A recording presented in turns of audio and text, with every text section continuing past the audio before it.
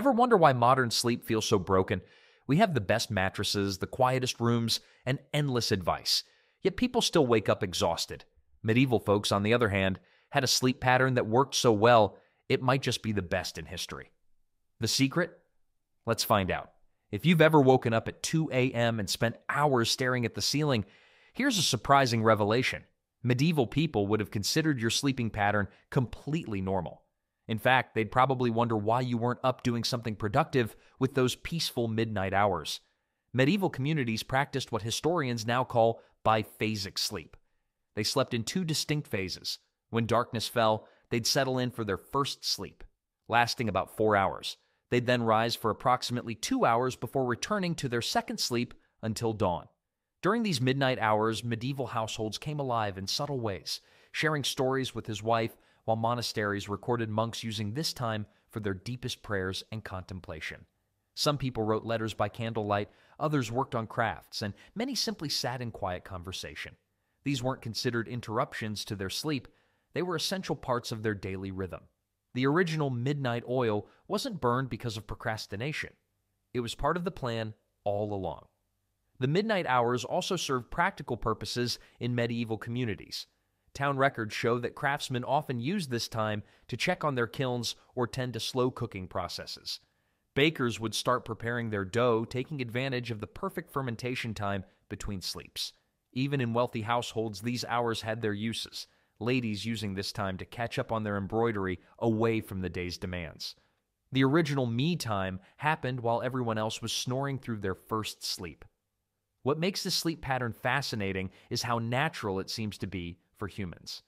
When researchers in the 1990s conducted experiments where people lived without artificial light for several weeks, participants naturally fell into the same two-phase sleep pattern. Their bodies automatically adjusted to what medieval people had known all along. This was how humans were meant to rest. Turns out our ancestors weren't sleep-deprived. They were sleep-enlightened. The practice left its mark on medieval literature too. Canterbury Tales mentions characters rising between sleeps for various adventures, while household guides from the era provided specific recommendations for suitable midnight activities. Some even suggested that the thoughts and conversations during these hours carried special significance as the mind was in its clearest state. Medieval productivity gurus would have had a field day with this untapped time slot. Medical texts from the period show that doctors considered this midnight wakefulness beneficial for health. They believed it helped with everything from digestion to mental clarity. One physician wrote that dreams from the first sleep could reveal illnesses, while the period between sleeps was perfect for contemplating their meaning. Another recommended gentle stretching during this time, though he specifically advised against vigorous sword practice. Apparently, some enthusiastic knights needed this reminder. The original, "Don't exercise before bedtime." Warning. Archaeological evidence from medieval homes reveals just how widespread this practice was across Europe. Excavations have uncovered dedicated sitting nooks and alcoves in common houses specifically designed for these midnight activities. Special holders for rushlights, long-burning thin candles perfect for midnight reading or crafting, have been found in homes of all social classes, suggesting this wasn't just a habit of the wealthy. The original cozy reading corner wasn't by the fireplace. It was wherever you parked yourself at 2 a.m. A collection of letters from a French noblewoman in 1465 describes using this time to write poetry, claiming the silence between sleep brought her the clearest inspiration. A merchant's records show careful accounting done during these hours, noting that his mind was sharpest for numbers in the midnight quiet. Medieval insomniacs weren't counting sheep, they were counting actual money. The most fascinating accounts come from medieval hospitals, where nurses' logs regularly mention patients being most talkative and clear-minded during their midnight waking period. They used this time for administering certain medicines and recording symptoms, believing that observations made between sleeps were particularly reliable. The original hospital rounds happened when modern doctors would be dozing in the break room. For medieval people, this nighttime waking wasn't just about being awake. It was about experiencing a unique state of consciousness they called the watching hour. They believed this time held special qualities. Prayers were more likely to be answered, creative thoughts flowed more freely, and conversations reached deeper meanings. While we might see their beliefs as superstitious, Modern sleep studies have shown that this period between sleep phases often produces a distinct state of relaxed alertness, perfect for contemplation and gentle activity. The original mindfulness practice didn't require an app. People could recall with remarkable accuracy what they were doing during these hours, as it was such a distinct and valued part of their day. Several medieval towns show that alibis involving between-sleep activities were taken particularly seriously, as this was considered a time of heightened awareness and reliable memory. The original "I have a perfect alibi" wasn't about being at a party. It was about embroidering by candlelight. The remarkable aspect of this medieval sleep pattern wasn't just its existence, but how it created a special time for reflection and connection that our modern world has largely lost. And in those peaceful dark hours, with only the gentle flicker of candlelight to keep them company, medieval folks discovered another secret to perfect sleep. Modern bedrooms often look like Times Square at midnight, glowing phones, blinking electronics, and streetlights peeking through curtains. In contrast, medieval nights knew a darkness so complete it's almost impossible for us to imagine.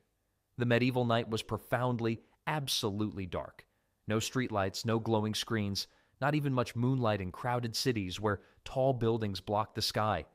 The only light sources were fires, candles, and oil lamps, and they weren't used casually.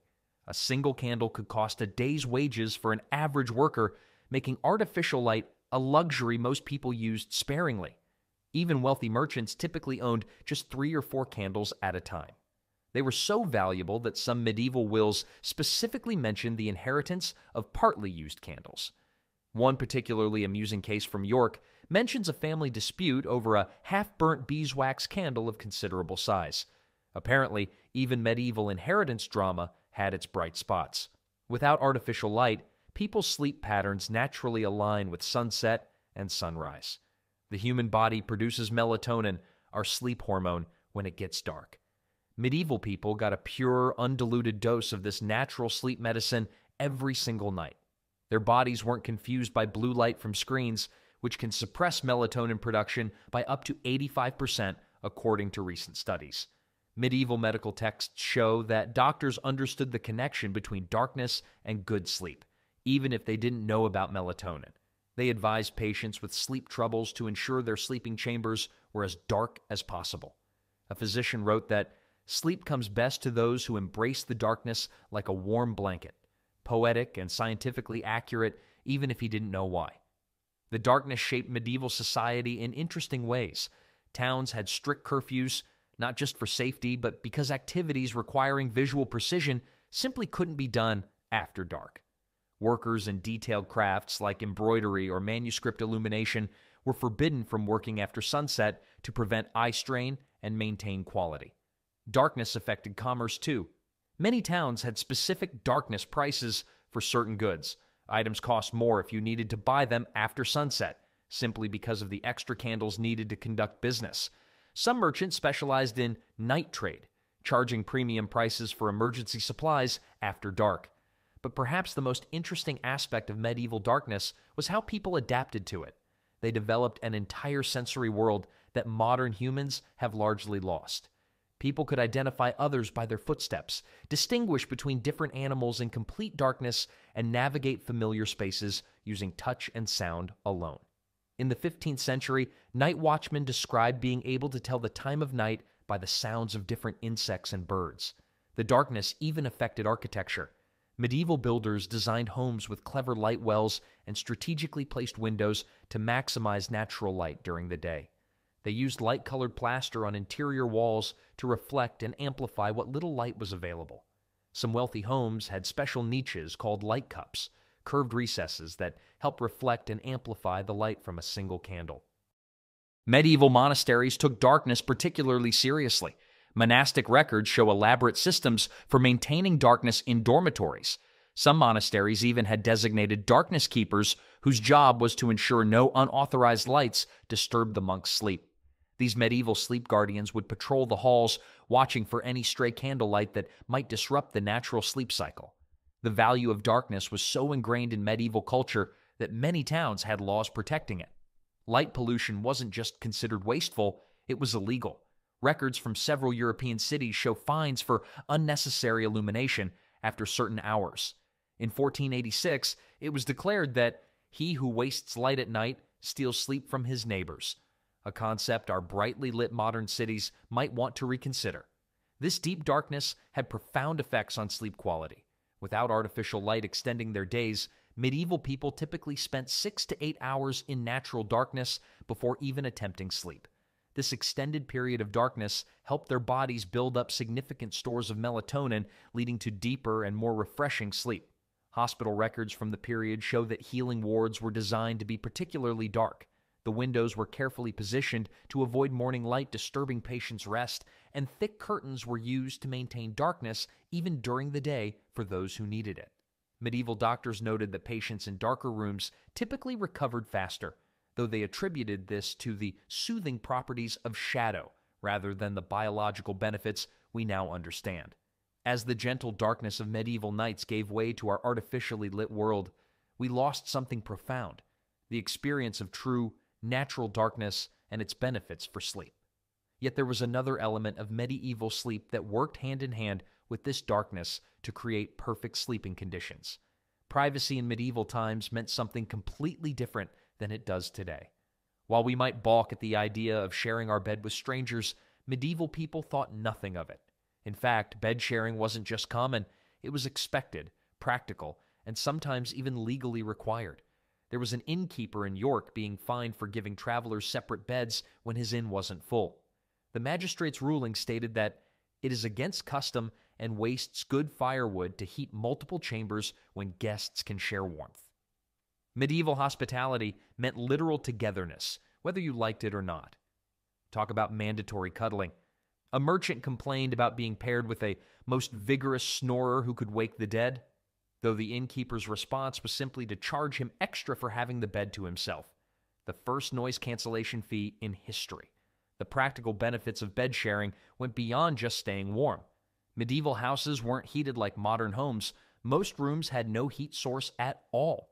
The main heating came from shared body warmth, and people developed sophisticated systems for maximizing it. Household guides from the period describe the ideal arrangement of sleepers, with the youngest who generated the most body heat placed in the middle. Children were essentially medieval hot water bottles. Monasteries had particularly well-documented sleeping arrangements. Their dormitory records show monks sleeping 2 or 3 to a bed, with strict rules about maintaining proper distance and dignity. One monastery's regulations included a fine for excessive nocturnal wandering, presumably for monks who couldn't stay still in their sleep. Brother Thomas, please control your limbs or face spiritual consequences. The practice affected furniture design too. Medieval beds were larger than modern ones, built to accommodate multiple sleepers. A standard merchant's bed from the 1400s was typically 8 feet wide, enough for 4 adults to sleep comfortably. The beds were also shorter, as people often slept partially sitting up, believing that lying completely flat encouraged bad dreams. When your nightmares could involve actual plague, sitting up seemed reasonable. This communal sleeping had interesting social effects. There were conversations and agreements made in the bed fellowship, suggesting that these shared sleeping spaces were also important places for social bonding and business discussions. In 1478, it was decided based on testimony from someone who overheard a crucial conversation while sharing a bed at an inn. The original listening device was just another person under the covers. Children's sleeping arrangements were particularly communal. Rather than having their own rooms, children typically slept in large groups, often in the same bed. This practice was thought to help with everything from warmth to character development. Medieval parenting guides suggested that children who slept alone might become selfish or fearful. Nothing builds character like getting kicked by 6 siblings all night long. The practice wasn't without its challenges. Numerous complaints about bed sharing gone wrong, from stolen blankets to midnight kicks. There was a merchant suing an inn because his bed partner did sing sea shanties in his sleep with such vigor that no rest could be had. The first documented case of sleep singing disorder. Some inns developed creative solutions to common bed-sharing problems. Some established snorers' chambers, special rooms for particularly loud sleepers. Others had systems for matching travelers based on their sleeping habits, sort of like a medieval version of roommate matching. Sir, according to our records, you're a blanket tugger, so we've paired you with a heat radiator who doesn't mind. Guild records reveal that some professions had specific bed-sharing customs. Bakers, who needed to wake up extremely early, were often paired together in inns. One baker notes that members should seek the company of their own trade in sleep, lest the early riser disturb the late sleeper's rest. The Baker Brotherhood united in dough and dozing. The practice of bed sharing also influenced architecture. Many medieval homes were built with large, shared sleeping chambers rather than individual bedrooms. These rooms often had multiple fireplaces and carefully planned ventilation systems to keep the air fresh for many sleepers. Architectural records from the period show that wealthy merchants' homes typically had one large sleeping chamber rather than several smaller ones. The original open floor plan was actually an open bed plan. Interestingly, medieval medical texts suggest that shared sleeping was considered beneficial for mental health. Several physicians' guides recommend the comfort of shared rest as a treatment for melancholy or anxiety. One doctor wrote that solitary sleep breeds solitary thoughts, while shared sleep brings shared peace. The first sleep therapy was simply adding more people to your bed. The end of widespread bed sharing came gradually with changes in architecture and heating. As private bedrooms became more common and houses better heated, the practice began to fade. Yet people actually reported worse sleep after switching to private beds. They missed the warmth and company they were used to. The first cases of empty nest syndrome may have been empty bed syndrome. While sharing a bed with strangers might seem odd to us now, medieval people would probably find our insistence on sleeping alone equally bizarre. But there was more to medieval sleep comfort than just shared body heat. Before memory foam and pillow-top mattresses, medieval people slept on something far simpler and possibly better for their backs. Most medieval beds consisted of a wooden frame filled with fresh straw, known as a straw tick. While it might sound primitive, this bedding choice had some remarkable benefits. Household accounts from the 1400s reveal the seasonal ritual of changing straw. Every harvest brought fresh straw for bedding, with the old straw being recycled as animal feed or garden mulch. Wealthier households changed their straw more frequently. One noble family's records show monthly straw replacements, noting that fresh straw brings fresh dreams. The straw wasn't just tossed into a pile, there was an art to bed making. Professional bed makers showed detailed instructions for layering and arranging straw to create different levels of firmness. Some bed makers became famous for their technique, with one 15th century craftsman known as Thomas the Soft Layer, charging premium prices for his services. These straw mattresses proved surprisingly adaptable. During hot summers, the straw could be loosely packed for better air circulation. In winter, tighter packing provides better insulation. Some households kept different types of straw for different seasons: wheat straw for summer and rye straw for winter. Medical records from the period suggest that these firm straw beds might have been healthier than our modern ultra-soft mattresses. Medieval doctors noted fewer complaints about back pain among their patients. Wealthier medieval folks did have alternatives. Feather beds existed, but came with their own problems. One noble family complained about the perpetual warfare with bed bugs that feast upon our feathers. Another account describes a merchant who switched back to straw after his expensive feather bed became a kingdom of fleas. The maintenance of straw beds created its own economy. Professional straw turners would visit households to fluff and rearrange the straw, ensuring even wear. These craftsmen also checked for unwanted visitors. Cost records show that straw beds were remarkably economical. A year's worth of fresh straw cost about the same as 2 days' wages for an average worker. Compare this to feather beds, which could cost several months' wages. One amusing court case from 1467 involves a man trying to pay his taxes with one slightly used feather bed, which the tax collector firmly refused. The type of straw used mattered greatly. Wheat straw was considered the best, followed by rye. Oat straw was avoided as it tended to attract mice. One medieval saying warned that oat straw in the bed brings four-legged guests. Clever merchants sometimes tried to sell inferior straw as premium wheat straw, leading to the creation of straw inspectors in some towns. Innovations in straw bed design show medieval ingenuity. Some beds had multiple layers of different straw types, creating what we might call the world's first hybrid mattress. Others included aromatic herbs between the layers, lavender for relaxation, mint to deter pests, and rosemary, which was believed to prevent nightmares. The practice influenced language too.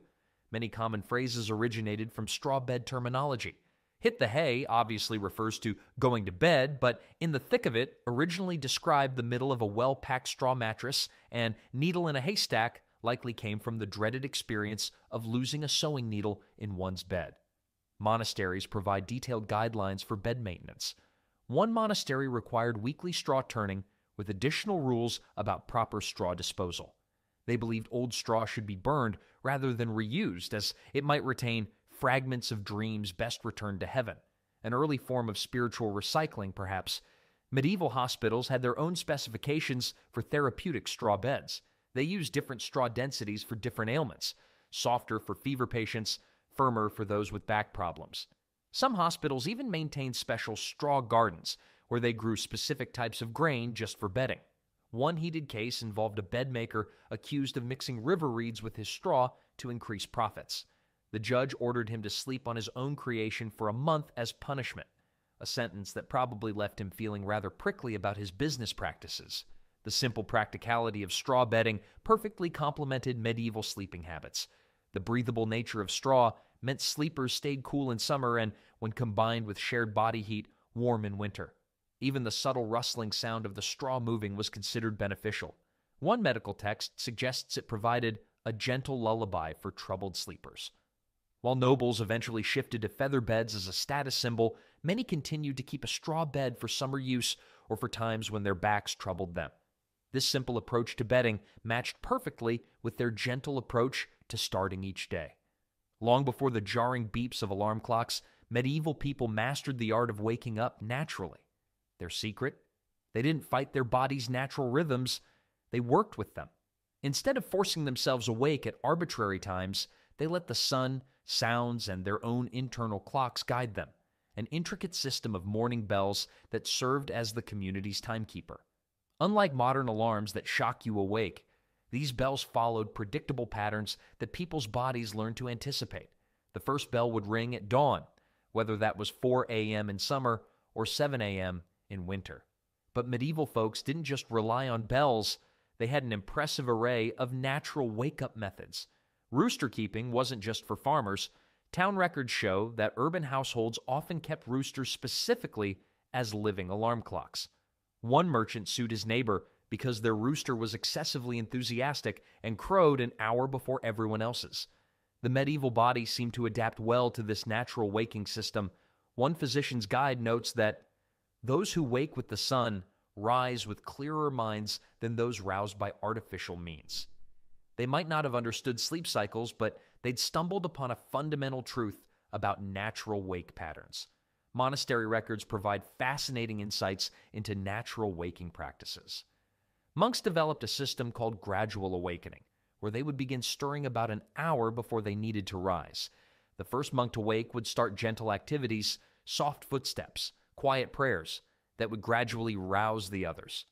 One monastery's rules specifically praised the gentle riser who wakes his brothers with kindness. The practice of natural waking influenced architecture too. Medieval builders positioned beds to catch the morning sun, with sleeping chambers often facing east. Some wealthy homes had special windows designed to direct the first light onto sleepers' faces. Windows were strategically placed to catch the morning chorus of birds, nature's gentlest alarm clock. Working hours adapted to this natural waking pattern. Instead of rigid start times, medieval workdays began when workers naturally arrived, usually within an hour of sunrise. It shows how flexible starting times are based on seasons and natural light. The absence of strict wake-up times created interesting social patterns. Fewer morning-related disputes than you might expect. When everyone operated on natural time, being late had a different meaning. One judge's ruling dismissed a case about morning tardiness, stating that the sun and the body's readiness, not the clock, determined the proper time to begin. Medieval parents had different concerns about their children's sleep too. Rather than battling to wake kids for school, medieval children typically started their days naturally. Teaching often began at variable times, especially in winter. Even warfare adapted to natural waking patterns. Military records show that armies would often delay morning movements until troops had naturally awakened. One commander's memoir says that soldiers who wake by their own accord fight better than those shaken awake. though he did add that this practice made surprise dawn attacks particularly effective. The natural waking system wasn't without its challenges. Some jobs required specific early start times, like bakers who needed pre-dawn hours to have bread ready at sunrise. These workers developed creative solutions like going to bed extra early or using multiple shorter sleep periods. Patients were allowed to wake naturally unless medical treatment required otherwise. One hospital's guidelines specifically prohibited waking sleeping patients, noting that the body heals best when it wakes of its own accord. This natural approach to waking meant medieval people rarely experienced that familiar modern panic of oversleeping. Without the concept of being late, sleep was more peaceful. One medieval saying captured it well: "The sun never fails to wake those who trust it." The gentle transition from sleep to wakefulness wasn't the only natural aspect of medieval slumber. These people had other tricks up their sleeves, ones that came straight from their gardens. Instead of sleeping pills, people relied on carefully crafted herbal remedies backed by generations of practical experience. These weren't random plants thrown together. Medieval healers had developed sophisticated herbal combinations for different types of sleep problems. In the 1400s, it revealed detailed sleep gardens, where monks grew specific combinations of herbs. One particular garden in Yorkshire contained 15 different varieties of sleep-promoting plants. The monastery shows how they supplied these herbs to the local community, with one amusing note about a merchant who claimed their chamomile was better than any sermon for sending him to sleep. The Knight's Comfort provides intricate details about sleep remedies. Its author, a monk, documented hundreds of herbal combinations, complete with harvesting instructions and patient outcomes. He was particularly proud of his Peaceful Dreams blend, which combined lavender, chamomile, and a mysterious herb he called Star's Breath, likely modern-day borage. Lavender topped the list of popular sleep aids, but not just as a pleasant scent. Medieval healers used it in specific combinations: lavender mixed with rose petals for anxiety-related sleeplessness, or with chamomile for those who had racing thoughts at night. One apothecary's notebook contains a complaint about customers trying to haggle over lavender prices, noting that they'll spend a fortune on ale but pinch pennies on peaceful sleep. The preparation of these remedies followed strict rules. Herbalists picked certain plants only by moonlight, believing this enhanced their sleep-promoting properties. Others had to be harvested at specific times of the year, a herbalist being fined for gathering valerian root in spring instead of autumn, when it was supposedly most potent. Medieval households often had their own sleep remedy gardens. Common people grew simple herbs like chamomile and mint, while wealthy estates maintained elaborate gardens with rare sleep-promoting plants. A noble family's garden lists exotic sleep aids imported from as far as Constantinople, though their steward noted that common chamomile works just as well, if my lady would only admit it. Pillow sachets were particularly popular. People would stuff small cloth bags with dried herbs and place them inside their pillowcases. Different combinations served different purposes: hops and lavender for deep sleep, rosemary and mint for those who needed to wake early. One inventory lists sleep sachets for the wealthy that contained exactly the same herbs as the regular ones, just in fancier bags and at triple the price. In hospitals, different wards would be scented with specific herbs depending on patients' conditions. The fever ward used cooling herbs like mint, while the recovery ward featured calming lavender. Another remarkable medieval text, the Herbalist's Night Watch, detailed specific preparations for different types of sleep difficulties. For those who couldn't fall asleep, it recommended a warm tea of chamomile and passion flower. For those who woke too early, a stronger blend of valerian and hops was prescribed.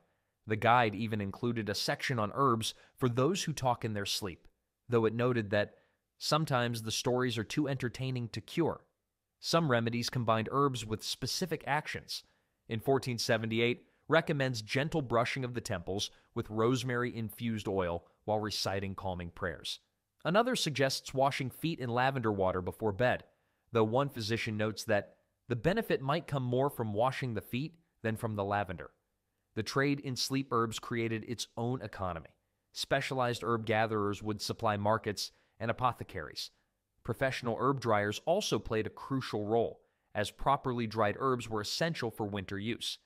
These herbal traditions proved remarkably effective for most sleep troubles. There's this physician's guide note that says, "Sleep comes easily to those who trust in nature's remedies rather than fighting against the night." Monasteries even developed early versions of sleep clinics where people could stay for a few nights of herb-assisted rest. These sleep retreats combined herbal remedies with peaceful surroundings and regular schedules. People traveling from as far as 50 miles away for their sleep treatment, though they did note that the journey itself exhausts them enough to ensure good rest. While these gentle herbal approaches helped medieval people sleep, another aspect of their daily routine made falling asleep even easier. Late-night snacking simply wasn't a thing in medieval times, not because they didn't want to, but because they couldn't. Without refrigeration or artificial light, eating after sunset became more trouble than it was worth. This limitation, though born of necessity, actually gave medieval people a significant advantage when it came to sleep quality. Medieval households followed strict meal timing patterns. The main meal, called dinner, typically happened around midday. A lighter supper followed in the late afternoon, well before sunset. In 1465, dinner occurred at the sun's highest point, and supper when shadows grow twice as long as the objects casting them, natural indicators that kept meals properly spaced. Imagine trying to explain that timing system to someone wearing an Apple Watch. One particularly amusing dispute involved an innkeeper accused of serving food at ungodly hours. His defense? The guests were travelers from Spain who did not know proper Christian dining hours. The judge ruled that even foreign stomachs must follow local customs, perhaps the first instance of "when in Rome, eat when the Romans eat." Medieval physicians observed that patients who ate late often suffered from troubled sleep and strange dreams. One doctor's guide warns against filling the belly when the sun has retired, claiming it led to everything from nightmares to indigestion. Another physician claimed that those who sup late rise late and their minds remain foggy like morning mist, medieval for "you're not you when you're hungry at midnight." Monastery kitchens adhered strictly to daylight-aligned eating schedules. The evening bell that signaled the day's final meal wasn't just about religious observance, it was a practical cutoff point for the kitchen staff. One rule explicitly stated that when vespers ring, the fires must die, no matter who remains hungry. Talk about a strict kitchen-closed policy. No amount of puppy dog eyes would get you a late-night snack. Working people followed similar rules. Craftsmen and laborers took their main meal during their midday break, with a smaller meal before heading home. One carpenter's guild even fined members for eating too close to bedtime, noting that a full belly makes clumsy hands come morning. Imagine losing a day's wages because you couldn't resist a midnight mutton leg. Monastery kitchens adhered strictly to daylight-aligned eating schedules. The evening bell that signaled the day's final meal wasn't just about religious observance, it was a practical cutoff point for the kitchen staff. One rule explicitly stated that when vespers ring, the fires must die, no matter who remains hungry. Talk about a strict kitchen-closed policy. No amount of puppy dog eyes would get you a late-night snack. Working people followed similar rules. Craftsmen and laborers took their main meal during their midday break, with a smaller meal before heading home. One carpenter's guild even fined members for eating too close to bedtime, noting that a full belly makes clumsy hands come morning. Imagine losing a day's wages because you couldn't resist a midnight mutton leg. The ban on late eating created interesting social customs. Evening gatherings focused on conversation and entertainment rather than food. Hosts who offered more than light drinks after sunset were considered either showing off or somewhat uncouth. Etiquette advised that evening visits are for fellowship, not feasting. The medieval equivalent of "we already ate, thanks." Food storage and preparation practices reinforced these eating patterns. Without reliable ways to keep food fresh or heat it easily, preparing late meals was impractical. Fires were typically banked for the night after the evening meal, and restarting them was too much work just for a snack. Some manor houses even had rules about when kitchen fires could be lit and extinguished, with strict penalties for unauthorized cooking, possibly the origin of the phrase "not worth the trouble." Medieval kitchens were designed for large-scale, scheduled meal preparation. The absence of easily used individual cooking implements made impromptu meal preparation difficult. You couldn't just pop something in the microwave or order DoorDash from the neighboring castle. Frustrated traveling merchants often arrived at inns after sunset only to be offered a cup of ale, with innkeepers firmly stating that kitchens, like chickens, must rest when the sun does. A medieval version of, "Sir, this is a Wendy's, and we closed 10 minutes ago." Rural communities followed natural rhythms even more strictly. The day's final meal coincided with bringing in the animals for the night. This practical arrangement meant that by the time evening chores were done, the kitchen had long been cold. The cows got tucked in before humans could even think about a bedtime snack. Without late-night digestion to disturb their rest, medieval people typically slept more soundly. Patients who followed the usual meal times apparently recovered faster than those who ate irregularly. Perhaps the original "an apple a day at the appropriate solar position keeps the doctor away." Medieval kitchen staff finished their work well before dark. A cook proudly declared that "our members sleep as well as any, for our work ends when the day does." Though one apprentice did grumble about having to wake up before even the birds consider breakfast. Possibly history's first not a morning person. The practice even influenced architecture. Medieval kitchens were often built separate from living quarters, making late-night food raids impractical. One noble house's renovation plans included the note, "Kitchen placed far enough from chambers to prevent midnight wanderings." Apparently, even the wealthy couldn't be trusted around a nearby pantry. Medieval aristocrats, they're just like us. Beyond just promoting better sleep, this eating pattern created another benefit medieval people never expected. Forget expensive gym memberships. Medieval people got their exercise simply by living. Daily life in medieval times involved constant physical activity, from dawn until dusk, naturally tiring out their bodies and preparing them for sound sleep. A typical farmer's day was essentially an intense full-body workout. These inadvertent fitness enthusiasts walked 10 to 12 miles per day just working their fields. Plowing an acre of land meant walking behind the plow for about 8 miles, pushing against resistant soil the entire time. Medieval CrossFit at its finest. Craftspeople had their own workout routines built into their trades. Blacksmiths essentially did arm day every day, swinging hammers that could weigh up to 10 pounds for hours, making modern dumbbells look like child's play. It took apprentices at least 3 months to build up the strength needed for a full day's work, and you could spot a blacksmith's apprentice by their slightly lopsided walk and perpetually sore arms. Even seemingly lighter work provided constant exercise. Medieval bread recipes demanded 30 minutes of continuous kneading per batch. The original upper body workout video, minus the spandex and peppy music. Weavers worked standing looms that required constant movement, often walking miles back and forth during a single day's work, wearing through shoes faster than a teenager at a growth spurt. The daily routines of textile workers were particularly demanding. Wool preparation alone involved hours of physical labor. Before a single thread could be spun, workers had to clean, card, and comb the raw wool. A full-arm workout that would make any modern personal trainer jealous. New apprentices often couldn't lift their arms above their heads after their first week, giving textile muscle soreness a whole new meaning. The changing seasons brought different types of physical demands. Spring meant intense agricultural labor. Digging, plowing, and planting required constant bending and lifting. Nature's version of a seasonal gym membership. Summer brought its own challenges, with haymaking being particularly demanding. In 1467, haymaking meant sunrise to sunset swinging of the scythe. Fall harvest time was perhaps the most physically demanding season. Working against time and weather, people pushed their bodies to the limit. Communities came together for marathon sessions of reaping, binding, and stacking, the original group fitness class minus the matching outfits. When rain threatened, harvesters worked through the night by moonlight. Medieval nightclub, but with more productivity and less dancing. Winter didn't mean rest, it just meant different types of physical work. Threshing grain required rhythmic movements for hours on end, like an early version of Zumba, but with actual purpose. Woodcutting and hauling became a daily necessity, with one household requiring up to 40 pounds of wood daily just for basic heating and cooking.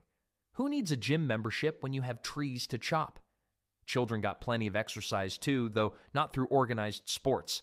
From age 7, they helped with household tasks like carrying water, gathering firewood, and herding animals. One schoolmaster from 1463 actually scolded parents for letting their children play too much instead of doing proper strength-building work. Possibly history's first fitness fanatic. Urban dwellers weren't exempt from this daily workout. Cities had few wheeled carts.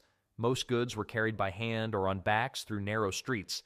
Apprentices regularly made 12 trips up and down four-story buildings daily, carrying heavy loads, the original stairmaster with bonus weight training included. Water carrying alone provided significant exercise.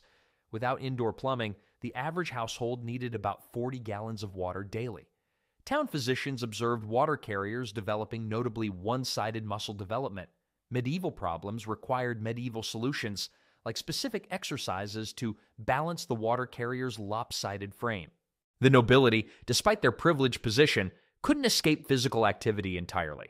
Hunting, a favorite noble pastime, involved hours of riding, walking, and sometimes running. During 3-day hunts, participants covered over 30 miles on foot, while servants somehow managed double that distance, probably wondering who was really getting the better end of this noble pursuit. Medieval clothing itself encouraged movement. Without elastic or stretch materials, clothes had to be loose enough for work. Even the fanciest dresses needed to allow for lifting, reaching, and climbing stairs. Medieval fashion, form follows function, and function means being able to actually move. Travel meant walking. Lots of it. Merchants averaged 15 to 20 miles per day on foot. Distance calculations between towns came with practical footnotes. Subtract 2 miles if traveling alone, add 3 if bringing apprentices with perpetually sore feet and endless complaints. Even leisure activities involved movement. Popular games included throwing contests, wrestling, and dance. Sunday afternoons often turned into impromptu sports competitions, much to the local clergy's dismay. The congregation was apparently more devoted to their games than their prayers, though both activities guaranteed a good sweat. This constant physical activity had a perfect side effect. By evening, medieval people were naturally tired. Their bodies had worked hard all day, making sleep come easily. Physical laborers rarely complained of sleeplessness, though there were plenty of complaints about sore muscles. Medieval people, accidentally inventing the perfect sleep routine while just trying to survive. But perhaps what's most interesting about medieval physical activity isn't the exercise itself. It's how little they worried about it. Medieval people didn't need to plan their workouts or count their steps. Movement was so deeply woven into daily life that they never gave it a second thought. The original functional fitness enthusiasts, before it was cool. Speaking of not overthinking things, medieval people had another secret to good sleep. Today, we're obsessed with sleep. We track it, analyze it, and worry about it constantly. I have a friend who spends more time checking her sleep stats than actually sleeping. The irony isn't lost on her expensive sleep tracking ring. Medieval people would have laughed at our modern sleep anxiety, and honestly, they'd have a point. Back then, sleep wasn't a project to be managed or a skill to be mastered. It was just sleep. No one in medieval times ever lay awake wondering if they were getting enough REM cycles or if their sleep score would be good enough to brag about at the market tomorrow. They didn't have sleep coaches, sleep podcasts, or sleep optimization workshops. They just had darkness, tired bodies, and the common sense to use both. A fascinating detail from a merchant's records shows how little they fussed about sleep. Between notes about wool prices and bread deliveries, he casually mentioned sleeping wherever and whenever he could during his travels, sometimes in beds, sometimes on benches, and once quite comfortably on a sack of grain. No mention of thread counts or pillow firmness ratings. In fact, he describes how different types of grain sacks offered varying levels of comfort, with wheat being preferable to barley. Medieval travel tips at their finest. The medieval approach to sleep was beautifully simple. When you're tired, you sleep. When you're not, you're awake. A revolutionary concept, right? They didn't need an app to tell them they were tired. Their bodies did that job just fine. Medieval monasteries show monks sometimes nodding off during late-night prayers, and rather than fighting it, they'd just take a quick nap. Abbott's solution? Moving the sleepy monks closer to the front where they could be gently prodded awake when needed. One monastery even mentions a particularly clever monk who developed a system of subtle elbow nudges to keep his brothers awake during important services. This relaxed attitude toward sleep actually helped them sleep better. Modern sleep research shows that anxiety about sleep is one of the biggest causes of sleep problems. The more you worry about not sleeping, the harder it becomes to sleep. A problem medieval people simply didn't have.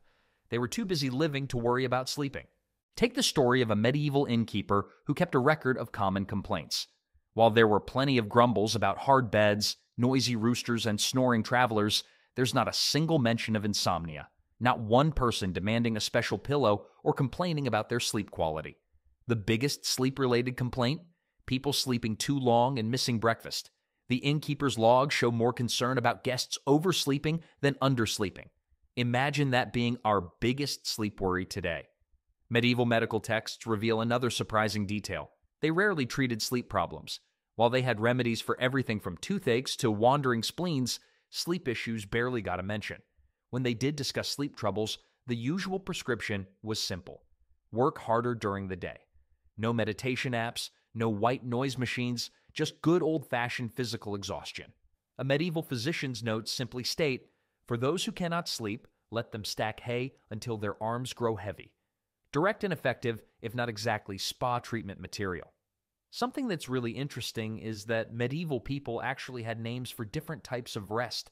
They didn't just sleep, they dozed, napped, and drowsed, each type of rest serving its own purpose. They understood something we've forgotten. Not all rest needs to be deep sleep. Sometimes a quiet moment by the fire was just as refreshing as a nap.